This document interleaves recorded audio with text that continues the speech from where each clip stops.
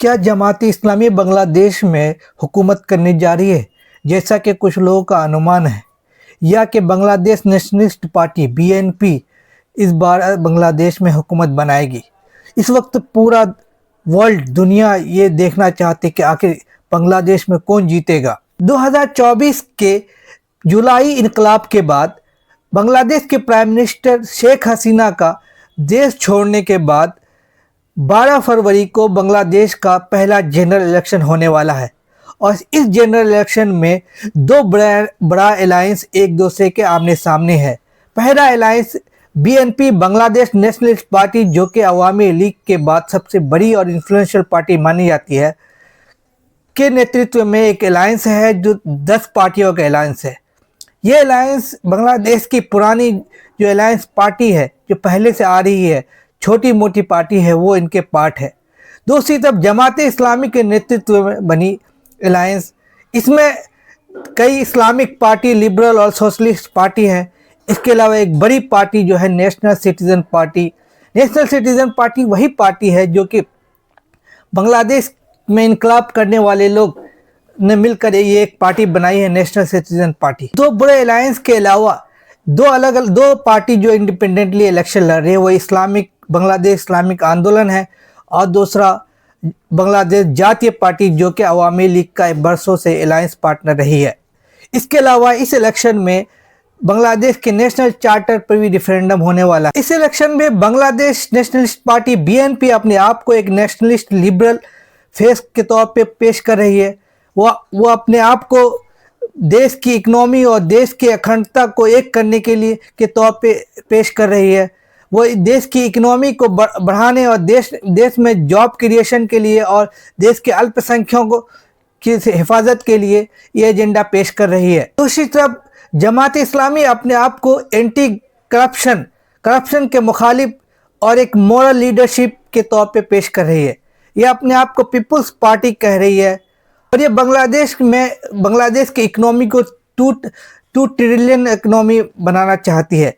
जमात इस्लामी एक क्लीन और moral government का वादा कर रही है। इसके अलावा वो एक इंक्लूसिव गवर्नमेंट बनाने की भी बात कर रही है। वीमेन और माइनॉरिटीज़ को भी रिप्रेजेंटेटिव देने की बात कर रही है। इस बार ये पहली बार होगा कि जमात इस्लामी एक हिंदू कैंडिडेट भी फील्ड किया है अपनी पार्टी के तरफ से। ये दोनों अलायंस एक दूसरे के खिलाफ प्रत्यारोप लगा रहे हैं। बीएनपी जमात इस्लामी को एक्सट्रीम थिंकिंग और बैकवर्ड थिंकिंग का आरोप लगाती है और पाकिस्तान का साथ देने की बात का आरोप भी लगाती है। जमात इस्लामी को बीएनपी इस बात पे घेरा करती है कि जब बांग्लादेश की आज़ादी के वक्त जमात इस्लामी ने पाकिस्तान का साथ दिया था। बीएनपी जमात पर यह भी आरोप लगा रही है कि रिलीजन का मिसयूज़ कर रहे हैं और रिलीजन का इस्तेमाल पावर हासिल करने, वोट हासिल करने के लिए कर रहे हैं और माइनॉरिटीज़ और वीमेन रिप्रेजेंटेशन कम है इनके पार्टी में। इनका कहना है कि जमात इस्लामी ने 200 कैंडिडेट उतारे, इनमें एक भी वीमेन कैंडिडेट नहीं है, एक माइनॉरिटी कैंडिडेट है बस।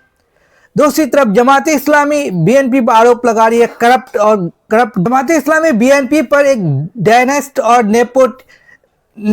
नेपोटिज्म का भी आरोप लगा रही है। जैसा कि कहना है कि खालिदा जिया का बेटा ही जो है तारिक रहमान इस वक्त बीएनपी को लीड कर रहा है।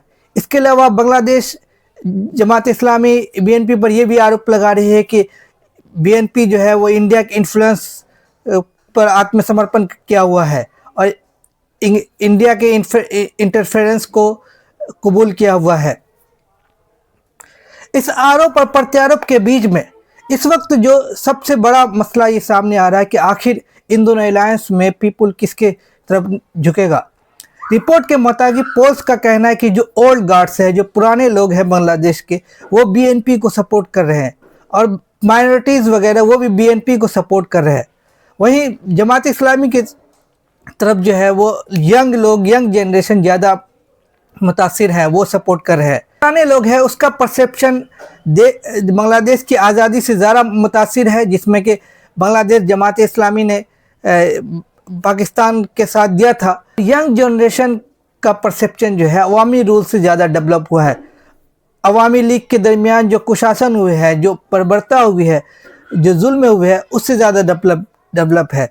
इसी वजह से नेशनल सिटीजन पार्टी, जो कि यूथ से निकला हुआ इनकलाब का पार्टी है, ये बांग्लादेश जमात इस्लामी से अलायंस किए हुए है। जहां तक इनमें से कौन सा अलायंस जो लीडिंग पोजीशन पे है, इंटरनेशनल मीडिया ऑर्गेनाइजेशन के पोस्ट बता रहे हैं कि जो बीएनपी है वो इस वक्त लीडिंग पोजीशन पे है। वहीं दूसरी तरफ बांग्लादेश बेस्ड एक think tank international institute of law and diplomacy का कहना है कि सर्वे के मुताबिक जमात इस्लामी के अलायंस इस वक्त लीड कर रही है।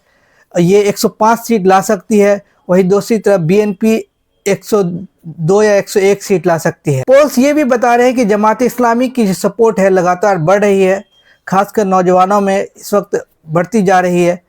और देखना ये होगा कि फाइनल आउटकम क्या है। अभी भी 20% वोटर्स जो है वो अनडिसाइडेड है, उनको वो नहीं जानते हैं कि वो किसको वोट देंगे। इंटरेस्टिंग फाइंडिंग ये भी है, जब जो बांग्लादेश की एक लोकल ऑर्गेनाइजेशन की पोल्स ये बता रही है कि अवामी लीग का 50% सपोर्टर जो है वो बीएनपी को सपोर्ट करेगा।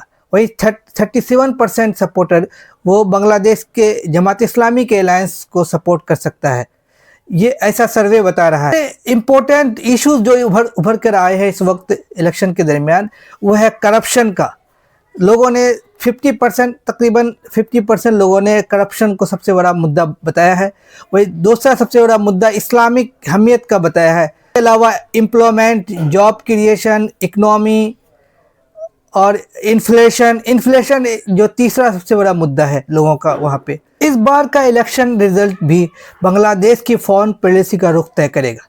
जो भी अलायंस जीतेगा, जिसका रुख जो है वो उसी तरफ वो झुकेगा। जैसा कि बीएनपी का रुख इंडिया की तरफ बताई जा रही है, वहीं जमात इस्लामी का रुख जो है वो पाकिस्तान की तरफ बताई जा रही है।